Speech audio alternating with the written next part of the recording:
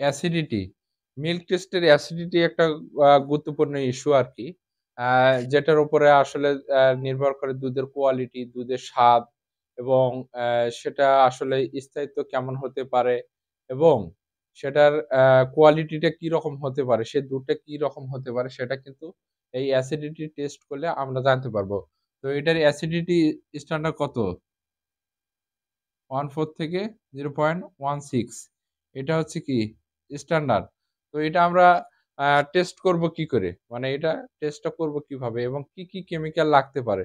সে বিষয়টা আমি আর কি যন্ত্রপাতি লাগতে পারে সেটা আমি তুলে ধরতেছি। এট ফার্স্ট আমাদের ইকুইপমেন্ট এর কথা বলি। আ ইকুইপমেন্ট, ইকুইপমেন্ট লাগবে হচ্ছে আমাদের বুরেট লাগবে। বুরেট, বুরেট স্ট্যান্ড, তার পিপেট, তারপরে লাগতেছে আমাদের বিকার, বিকার, তারপরে লাগতেছে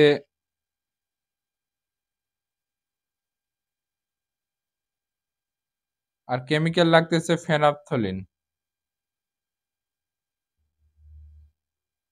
কেমিক্যাল হচ্ছে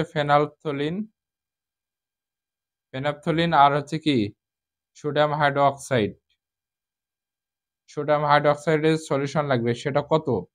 0.1 নরমাল। 0.1 নরমাল সলিউশন লাগবে সোডিয়াম হাইড্রোক্সাইডের। আর যেটা হচ্ছে কেমিক্যাল ফেনাপথলিন আর হচ্ছে এটা। তো এই দুটা দিয়েই কিন্তু আমরা হচ্ছে কি আ অ্যাসিডিটি টেস্ট করব।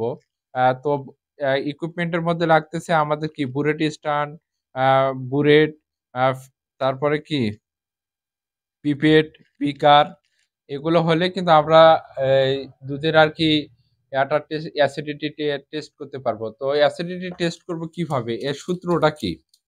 আমরা তো বিভিন্নভাবে আমরা দেখছি যে অ্যাসিডিটি টেস্টের এই সূত্র। তো আমরা কিভাবে টেস্ট করব? এট ফার্স্ট আমাদের কি নিতে হবে? Burette part. তারপরে কি ক্ষারের নরমালিটি বা ফ্যাক্টর বলি যেটা। আ আমাদের যেটা ফ্যাক্টর বলি, ধরেন আমি ফ্যাক্টর হচ্ছে 0.163 ইন্টু আমাদের যে এটার মধ্যে যে ল্যাকটিক অ্যাসিডটা আছে, এটার এটা হচ্ছে 0.009 ইন্টু কত 100 ভাগ কত স্যাম্পল নিছি আমি ধরেন 5 ml তাহলে যেটা ক্যালকুলেশন করে যেটা আসবে এটা হচ্ছে অ্যান্সার।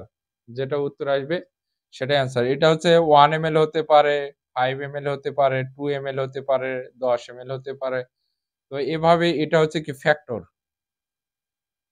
বা আপনারা অন্যভাবে করতে পারেন। সেটা হচ্ছে কি আপনারা এটার যে তুল্য ওজনটা আছে অ্যাসিডিটির বা আ তো সেটা হিসাব করে আপনারা এটা বাইর করে আপনারা আ করতে পারেন। তো ফ্যাক্টর ধরে করলে আমাদের আরকি সুবিধা। তো এই ছিল হলো অ্যাসিডিটি টেস্টের আরকি স্ট্যান্ডার্ড হচ্ছে 0.14 থেকে 16 এবং যন্ত্রপাতি লাগে বুরেট স্ট্যান্ড, আ তারপরে পিপেট, বিকার আর হচ্ছে ইন্ডিকেটর হিসেবে লাগে ফেনাপথলিন। আর কেমিক্যাল যেটা সলিউশন লাগে সেটা হচ্ছে 0.1 নরমাল, 0.1 নরমাল সোডিয়াম হাইড্রোক্সাইডের লাগে আরকি। সলিউশন লাগে যেটা দিয়ে আরকি আমরা করি। আ টাইট্রেশন করে যেটা মানটা পাওয়া যায় সেটা হচ্ছে কি আ যে মানটা আসবে সেটা হচ্ছে অ্যাসিডিটি। তবে এটার বেশি বা কম হলে সে